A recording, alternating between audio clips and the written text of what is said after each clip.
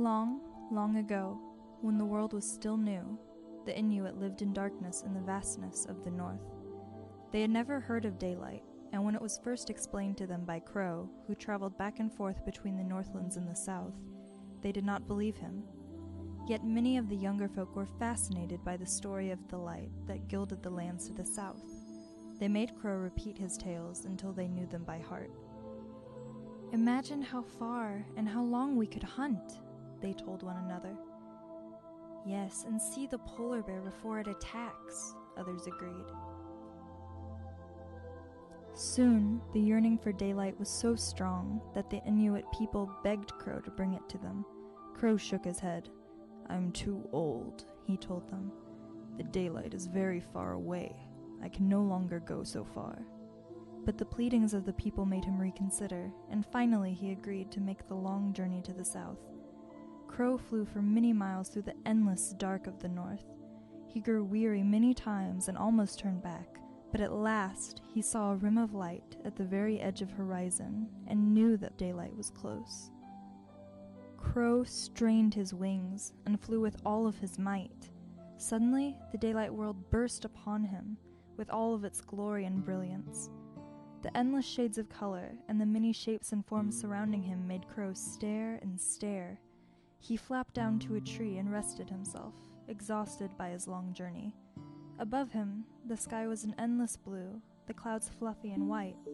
Crow could not get enough of the wonderful scene. Eventually, Crow lowered his gaze and realized that he was near a village that lay beside a wide river. As he watched, a beautiful girl came to the river near the tree in which he perched. She dipped a large bucket into the icy waters of the river, and then turned to make her way back to the village. Crow turned himself into a tiny speck of dust and drifted down towards the girl as she passed beneath his tree. He settled into her fur cloak and watched carefully as she returned to the snow lodge of her father, who was the chief of the village people. It was warm and cozy inside the lodge. Crow looked around him and spotted a box that glowed around the edges. Daylight, he thought. The speck of dust that was Crow drifted away from the girl and floated into the ear of the little boy. Immediately the child sat up and rubbed at his ear. He started to cry, and the chief, who was a doting grandfather, came running into the snow lodge to see what was wrong. "Why are you crying?" the chief asked, kneeling beside the child. Inside the little boy's ear, Crow whispered, "You want to play with a ball of daylight." The little boy rubbed at his ear and then repeated Crow's words. The chief sent his daughter to the glowing box in the corner. She brought it to her father, who removed a glowing ball, tied it with a string, and gave it to the little boy. Then Crow scratched the inside of his ear again, and the little boy gasped and cried. "Don't cry, little one," said the doting grandfather anxiously. Inside the boy's ear, Crow whispered, "You want to go outside to play." The boy rubbed at his ear and then repeated Crow's words to his grandfather. Immediately the chief lifted up the small child and carried him outside, followed by his worried mother. As soon as they were free of the snow lodge, Crow swooped out of the child's ear and resumed his natural form.